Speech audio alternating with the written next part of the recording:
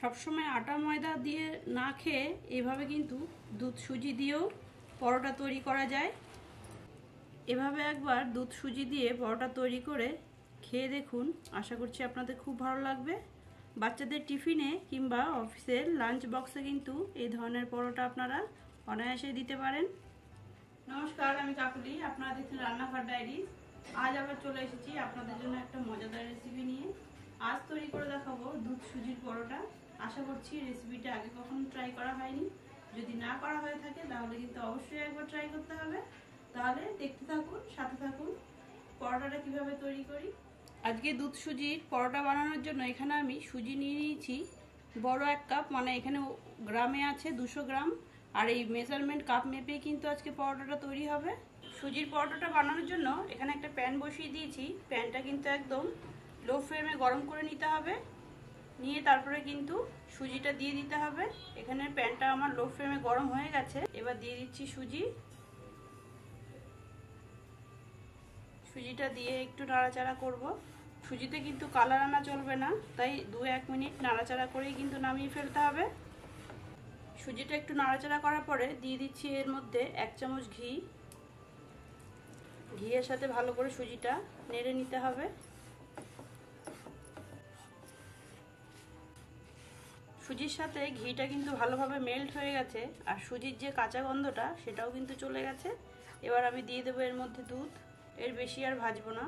এখানে আমি যেহেতু এই বড় কাপের 1 কাপ সুজি নিয়েছিলাম, তাই 2 কাপ দুধ দিতে হবে। দিয়ে দিচ্ছি 1 কাপ। একটু নেড়ে নেব।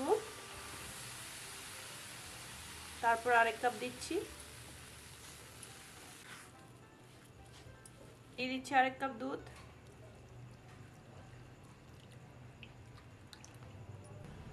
এবার কিন্তু দুধের সাথে সুজি ভালোভাবে মিশিয়ে একটা শক্ত ডো তৈরি করে নিতে হবে। কিন্তু ডোটা খুব সফট হবে। গ্যাসের ফ্লেমটা কিন্তু কোনো রকমভাবেই বাড়ানো যাবে না। লো ফ্লেমে রেখেই কিন্তু পুরোটা মেশাতে হবে। দুধ আর সুজির ডোটা কিন্তু একদম কমপ্লিট হয়ে গেছে দেখুন। এবার আমি নামিয়ে নেব, তারপরে ঠান্ডা করে মেখে নেব। পরিমাণটা যদি ঠিকঠাক হয় তাহলে কিন্তু ডোটাও সফট হবে, আর পরোটাগুলোও কিন্তু খুব নরম হবে। দুধ সুজির ডোটা কিন্তু আমি ঠান্ডা করে নেব। খুব বেশি ঠান্ডা করব না, আবার খুব গরম থাকলেও কিন্তু মাখা যাবে না। একটু উষ্ণ গরম থাকাকালীনই কিন্তু আমি মেখে নেব। একটু ঠান্ডা হোক ততক্ষণে। দুধ সুজির ডোটা কিন্তু ভালোই ঠান্ডা হয়ে গেছে দেখুন, হাত দিয়ে ধরা যাচ্ছে। খুব বেশি কিন্তু গরম নেই। এর মধ্যে দিয়ে দেবো আমি 3 চামচ মতো ময়দা, একটু বাইন্ডিংয়ের জন্য। তাহলে যখন বেলবো তখন খুব ভালোভাবে বেলাটা হয়ে যাবে। 2.5 চামচ মতো ময়দা দিলাম। দুধ সুজির ডোটা যদি ঠিকঠাক মতো হয় তাহলে কিন্তু ময়দা খুব বেশি লাগবে না। যদি মনে হয় একটু নরম নরম আছে মাখার পরেও, তাহলে আর একটু ময়দা দিয়ে মেখে নেবেন। এভাবে কিন্তু সুন্দর করে মেখে একটা সফট ডো তৈরি করতে হবে। এবার পুরোটা মেখে নিই, তারপর আপনাদের দেখাচ্ছি। দুধ সুজির ডোটা কিন্তু একদম সুন্দর সফট করে মাখা হয়ে গেছে দেখুন কতটা সফট হয়েছে। দেখে কিন্তু বোঝাই যাচ্ছে না এটা দুধ আর সুজির। যত সুন্দর করে মাখবেন সফট হবে, তত কিন্তু পরোটাগুলো সুন্দর হবে।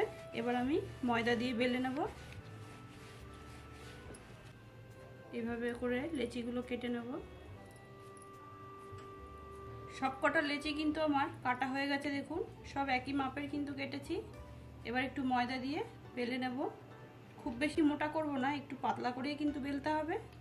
দিয়ে দিচ্ছি একটু ময়দা চাটুতে। একটা লেচি নিলাম।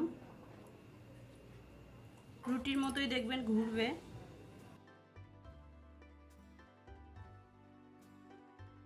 একটা পরোটা কিন্তু আমার বেলা হয়ে গেছে। এখানে আমি ময়দা দিয়ে বেলেছি, তার জন্য কিন্তু এর গায়ে এক্সট্রা ময়দা লেখা আছে, সেগুলো একটু এভাবে ঝেড়ে নিতে হবে, নাহলে তেলে দিলে কিন্তু পুড়ে যেতে পারে। এইভাবে কিন্তু আমি একে একে সব পরোটাগুলো বেলে নেব। সব পরোটাগুলো কিন্তু আমি এইভাবে বেলে নিয়েছি দেখুন। এবার তেলটাও কিন্তু একদিকে গরম করতে বসিয়েছি। বেশিক্ষণ কিন্তু বেলে রাখা যাবে না, তাই তেলটা বেলতে বেলতেই কিন্তু গরম বসিয়ে দিতে হবে। তেলটা মিডিয়াম ফ্লেমে গরম হয়ে গেছে, আর ভাজতেও কিন্তু হবে মিডিয়াম ফ্লেমেই, কারণ লো ফ্লেমে দিলে কিন্তু শক্ত হয়ে যেতে পারে আর তেল কিন্তু এই পরোটার মধ্যে ঢুকে যেতে পারে। সেক্ষেত্রে মিডিয়াম ফ্লেমে রেখেই কিন্তু ভাজতে হবে।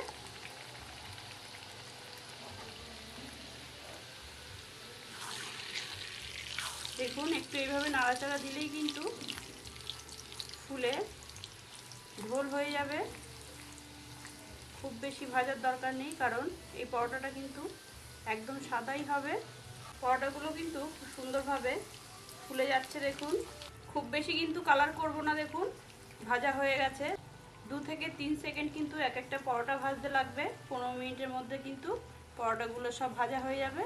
এবার তেল থেকে তুলে নিচ্ছি। কতটা সফট হয়েছে দেখে বুঝতে পারছেন। এভাবে কিন্তু সব পরোটাগুলো আমি এক এক করে ভেজে নেব। দুধ সুজির পরোটাগুলো কিন্তু সব রেডি হয়ে গেছে দেখুন কত সুন্দর সাদা আর সফট হয়েছে। একটা ছিঁড়ে দেখাচ্ছি, এতটাই নরম, খেতেও কিন্তু অসাধারণ স্বাদ। আশা করছি আপনাদের এই ভিডিওটি ভালো লেগেছে।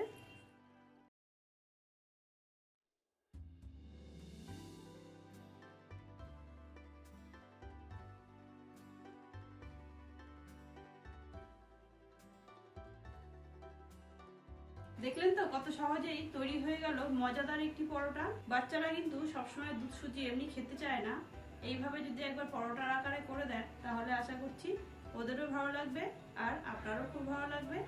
আশা করছি ভিডিওটা ভালো লেগেছে। যদি ভিডিওটা ভালো লেগে থাকে লাইক করবেন, শেয়ার করবেন আর কমেন্টস করে অবশ্যই জানাবেন কেমন হলো। বাড়িতে তার জন্য অবশ্যই একবার ট্রাই করবেন। সাবস্ক্রাইব করে রান্নাঘর ডায়েরিজ চ্যানেলটির পাশে থাকতে হবে। যারা ফেসবুক থেকে দেখছেন পেজটিকে ফলো করে দেবেন।